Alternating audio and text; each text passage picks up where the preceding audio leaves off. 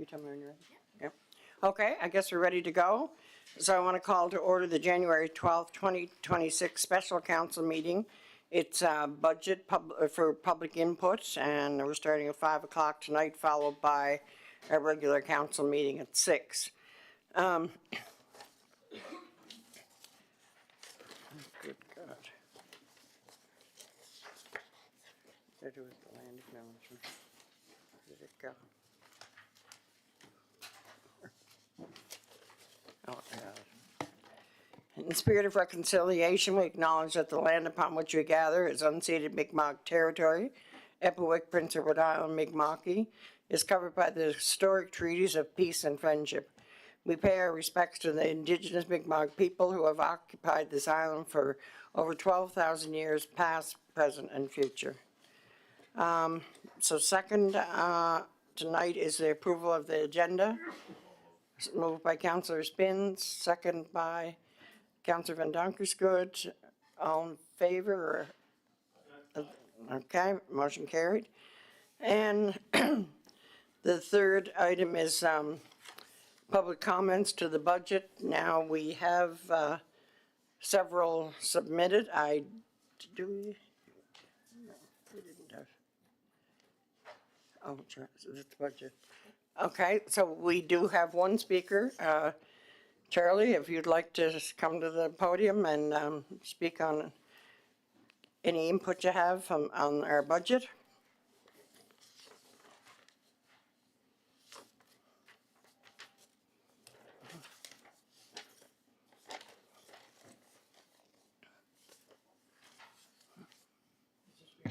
Yep, yeah, we are being recorded, yeah.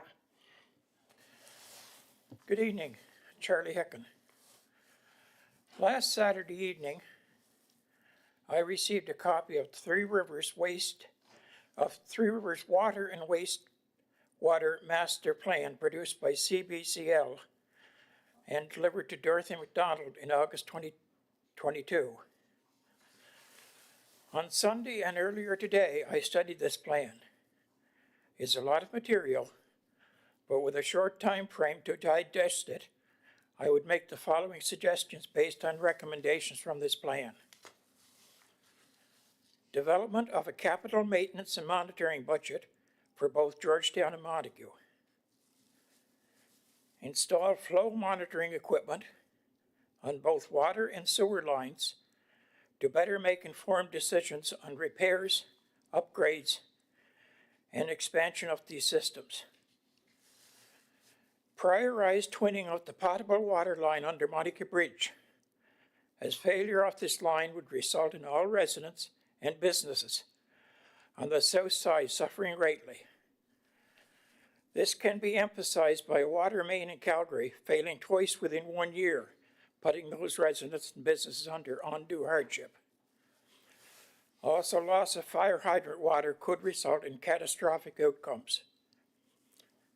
Sampling of outflow from Montague Water Treatment Plant during the study showed readings above acceptable standards. Possible causes were suggested as effluent from breweries or the fish plant. This needs to be followed up on. Long-term planning indicated looking at identifying and acquiring property for a second well field for both communities that would tap into a different aquifer. It is normal practice to identify catchment areas for each well field and establish a buffer zone around the same. As a result, there should be development restrictions in these areas to prevent contamination of the water supply. Has the issue of twinning potable water line been discussed with the fire department so they could develop contingency plans in the event of a failure? There is also a map showing fire hydrants with reduced flow or pressure that should also be shared. The issue of fire underwriter survey re the fire booster pump should be also shared. A very quick analysis suggests the backup generator only has about a 2-day fuel supply on site. Has a copy of this plan been shared with the Manager of Public Works? Does Three Rivers have a contingency plan for no water in the community for extended periods? Since this master plan was developed, there has been major additions to the systems. The apartment building on Queens Road, daycare on Queens Road, apartment building on School Street, 18-person dormitory on Riverside Drive, daycare on Main Street, apartment building across from the Beck residence, and proposed acute care hospital. The present hospital is not in town water or does not have a sprinkler system. There are flow issues identified in both systems which will have to be dealt with over time, which will be a financial burden to the region, but should be addressed on a timely basis and not as emergencies. This is a very preliminary analysis which needs further follow-up. All of the recommendations should be prioritized, an action plan developed, budget estimates obtained, financing acquired, and an implementation schedule set up. I am at a loss to understand how this document could sit on someone's desk for 3.5 years with any action on the recommendations. Thank you.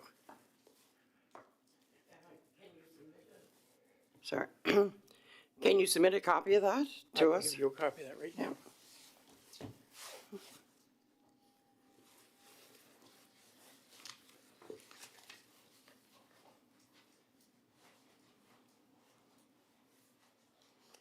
Okay, thank you.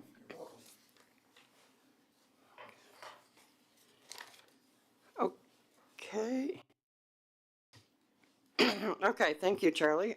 Certainly a lot of work there in a short time on that document. Yeah. I'll ask John, we have some other submissions here. I'll ask John to give us some information on the submissions that we've had in writing. Thank you, Worship. Would you like me to go through them? I received 4 written documents prior to the deadline. Would you like me to go through them one at a time and then we can discuss? So what you have in front of you is a summary document and then the detail that came in from each of the 4 submissions. Yeah, let's do them one at a time. Okay. We can do them one at a time, and yeah, then if there's any questions, we can. Yeah. So the first one is around seasonal resident taxation. So a person who is a landowner in Three Rivers, but not a resident of Three Rivers, has requested, once again, the council consider removing the double taxation applied to seasonal residents and include this matter in the 26-27 budget deliberations. The submission argues that seasonal residents are a key driver of tourism and the local economy in Three Rivers, and that the current taxation approach may discourage their investment in the community. This has been discussed, I think, last year.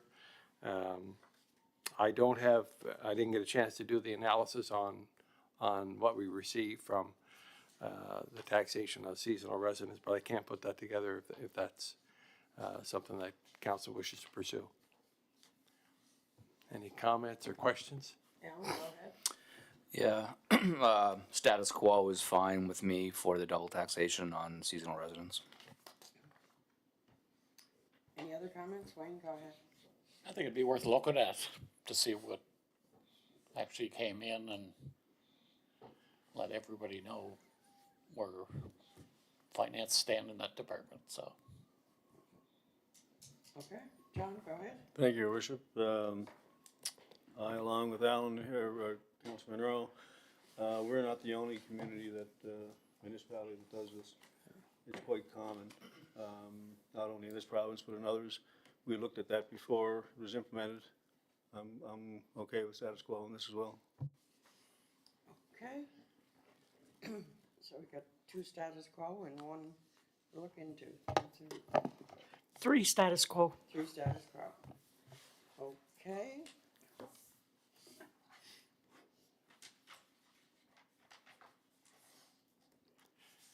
So I guess the majority rules on that for now. So the second submission I received was around mosquito and black fly control. And a resident has requested that council consider enhanced mosquito and black fly control as part of the 26-27 budget.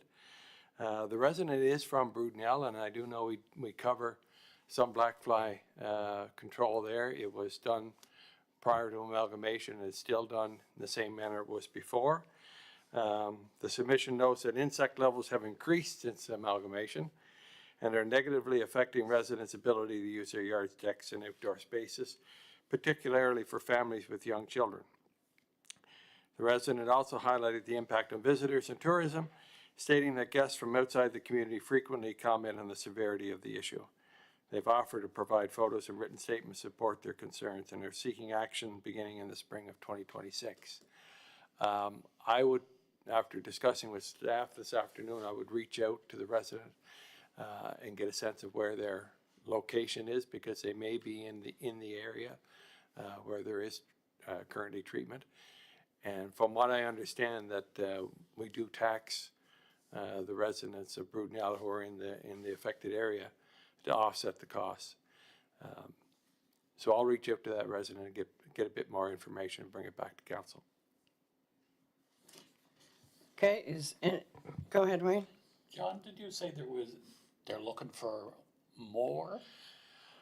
That's, and you have the email in front of you, they're saying enhanced. The person says that I think their father was involved in the Brudenell Council at one time, and they were looking at the time at mosquito and black fly control, and I know there is control there now. I'm not sure if they're in an area that's being treated or not. And what are we talking on dollars and cents wise, do we know, or? I'd have to work with staff on that. I think right now we spend about 40,000 on that, 42,000 on that program. And again, it's offset by so many cents per 100 from the residents. Right. Okay, thanks. It's a user pay program. Yeah. Yeah. Councillor Van Donkersgoed? Yeah, I'm in favor of an enhanced program for the black fly program in Brudenell. Yep. Okay. Alan?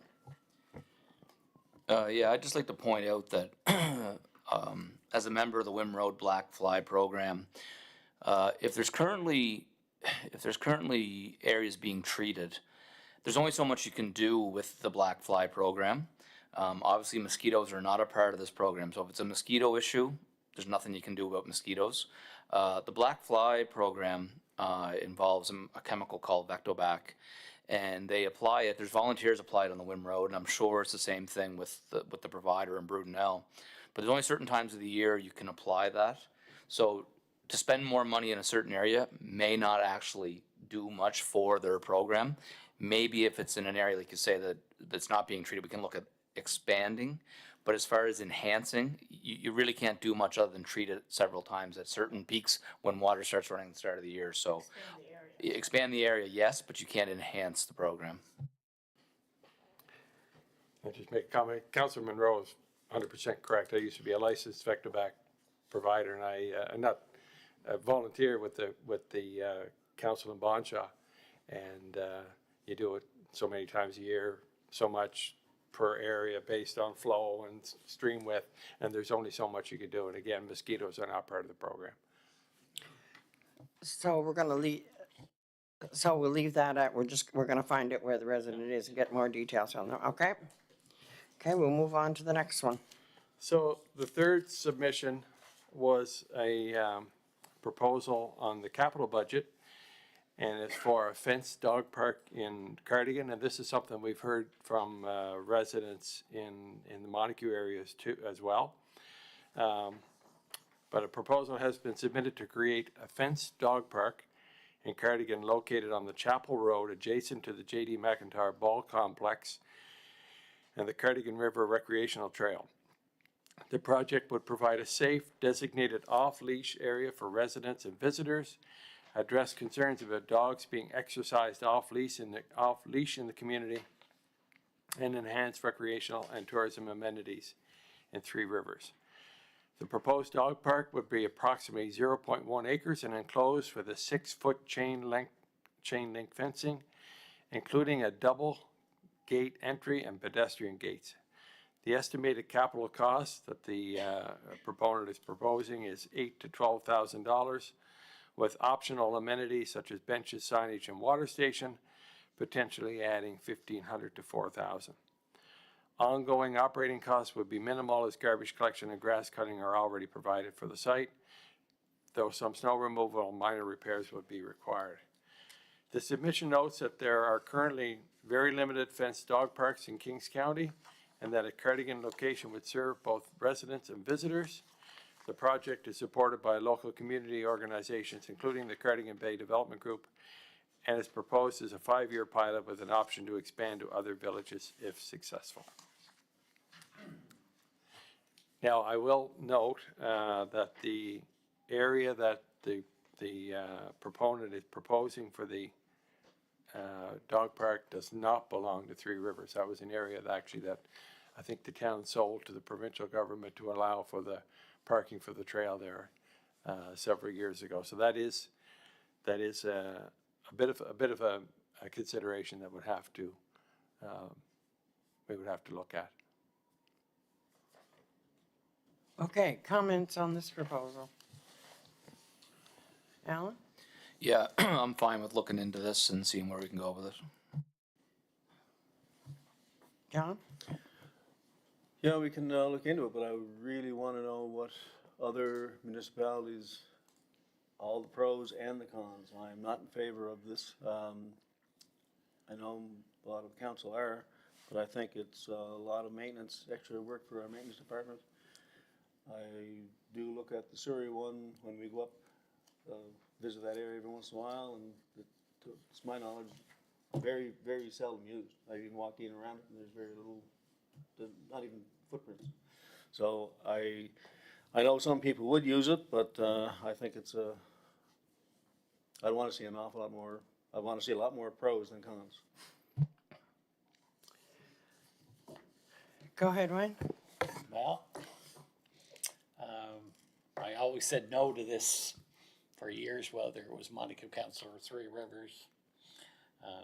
Yes, I agree with Councillor McFarland. Everybody might use it, but who's going to clean up after themselves? The $1 million question. So for that, I won't support this. I'm sorry, what was your? You want support, okay. Okay, Ann? Go ahead. I think we should look at it from a point of view of the, figure out the logistics from the land ownership. I'm a little curious, as the 0.1 of an acre seems a very small parcel of land. And is that really enough?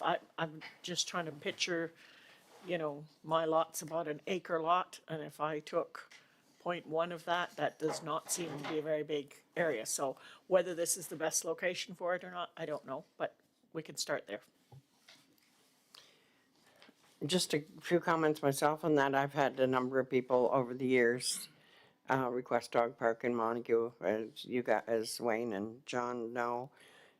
We've had a request long-standing request for that from several residents. I'm sure we can find out the logistics of operating one because there's plenty of them around. Murray Harbor has had one for quite some time. So we can get that information. Maybe John can bring that back to council. And we did look into it before. We might already have some information here. But yeah, we can bring back some information because it is a quite common request. Alan? Yeah, location for me is a little bit, I'm not sure on the location of this. Three Rivers is the biggest municipality acreage-wise in all of PEI, and I mean, there's a lot of, you're not very far from the launching road, a lot of dirt roads in the Cardigan area that you could probably let your dog run off leash with nobody around. I don't know. Just, it's at a ballpark as well, a lot of kids around. Anyways, yeah, we can look at it, but I do have a lot of questions around as well, too. Yeah, we definitely need to get some answers on the operation of them for sure, and how big the size of the other locations. Cody, did you? We were on to the dog park. Yeah, see, I know we've talked about it for the last few years. I think I've been asked for one in Georgetown, like you guys have mentioned, but one in Georgetown. And this is in Cardigan. How many you put in and where, and like you say, like Alan just said, how many other places can they just take their dog down, and who polices it, who cleans it up? Lots of questions so we can look into. I mean, I think to put up a quick fence and stuff, they're not hard to do when we want to pull the trigger. Let's make sure we find the right spot and are committed to it. Okay. And I believe we have one more, do we, John? Yep, so the One final. more, just one more. Oh, I'm sorry, Getting John. back to the dog park, Yep. like, I'm looking at the warts part of the, I know there's benefits, but I'm looking at the real warts because I wanna know how many fights, how many damages. It's that, and I know that all goes with it. I know. That's the part that I'm worried about. Yeah, I'm not shy, I don't know if people, I've owned dogs and I've had dogs damaged by other dogs, so it's, Yeah. I'm very leery about this. I think one of the things we'll do, besides just the considerations around costing and location and size, is perhaps contact some of the other municipalities and get some information on the actual management of the dog Yes. parks, usage, liability insurance is another piece that they will have to be insured, access, hours of operation, those types of things. I know there's one in Stratford next to the splash park, and we go there quite a bit with the grandkids, but we see very limited use on it. And I think that it's mentioned in the submission that it's also quite small, and they're looking at something around the same size in Cardigan. So there's a bit of work to do. But I think beyond that, I think we need to do a bit of a jurisdictional scan to talk to some other communities and get some anecdotal evidence on their management. yeah, Like, just putting up a sign saying, user beware, doesn't cover it in a court. So that's what I mean. no, there's definitely liability involved, yeah. Okay, we'll find out some more information on that. And the last, I believe you have one more, John. The last one just came in later in the day today, and it's a request for capital consideration for extension of sewer and water services in Brunel. And Overloom Developments, Inc. is requesting that the town of Three Rivers pursue applicable federal and provincial funding programs to support the extension of municipal water and sewer infrastructure in Brunel to enable the development of a 60 to 65 unit affordable seniors housing project. The proponents state that the project is shovel-ready and would be delivered in partnership with a private developer, with the infrastructure investment intended to unlock affordable, age-appropriate housing while supporting the town's growth, sustainability, and aging-in-place objectives. The request asks council to direct staff to evaluate the opportunity and where appropriate, prepare and submit funding applications in collaboration with federal and provincial partners. And again, once again, there's a more detailed ask in your package.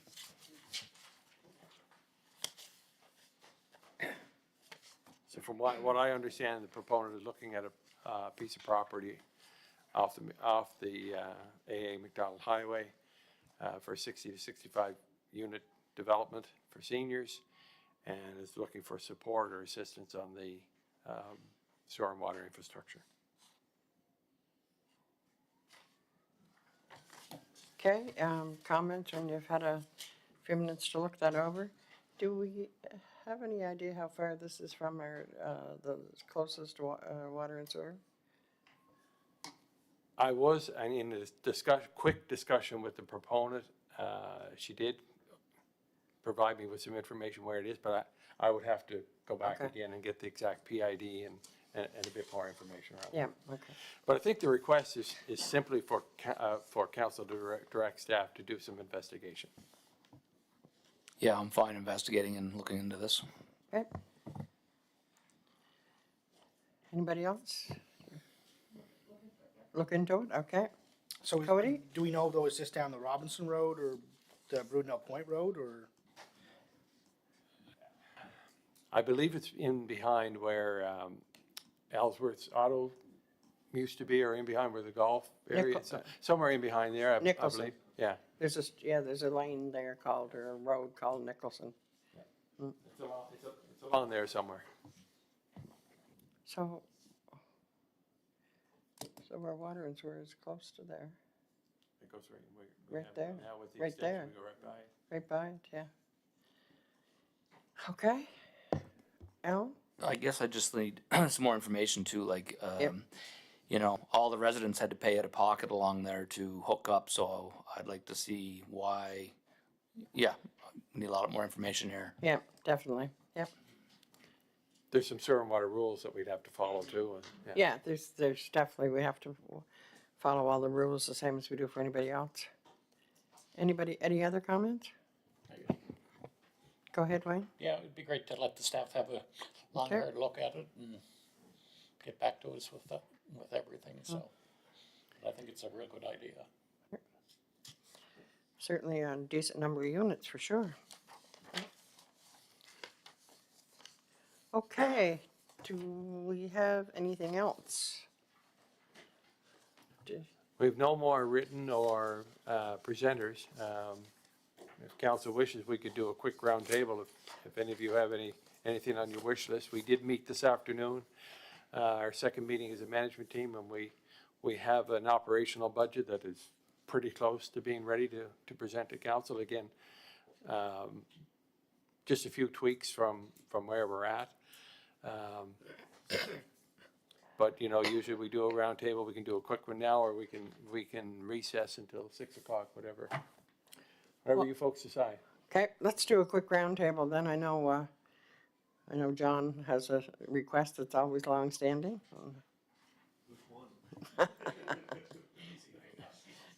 John Beard Drive sidewalks. Is it already in capital budget? Okay, so, what year, this, coming up this year, is it? Yeah. Okay. Yeah. You're good then? There's more? I thought we were gonna do this at a later time with more budget deliberation, but, Okay, well, how many more? everybody likes some more time to, okay. okay. Okay, Hold then, back. yeah. Do we want to have an adjournment then until 7? Okay, till 6, I'm sorry. Okay, moved by Alan, second by Ann, and all in favor? Okay, we'll